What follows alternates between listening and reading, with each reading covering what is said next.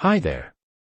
Today in this short tutorial we will learn about how to change download location or directory in Brave browser.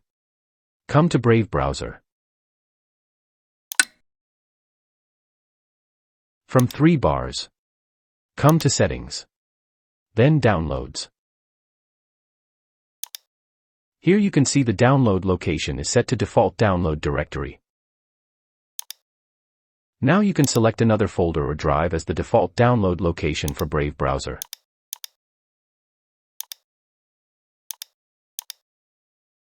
I want document to be the new place for Brave browser download location. Also, if you want every single time Brave will ask you where to download if you switch on this.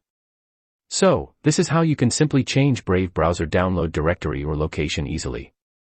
We upload useful tech tutorials. Please be with us and subscribe to inspire. Goodbye.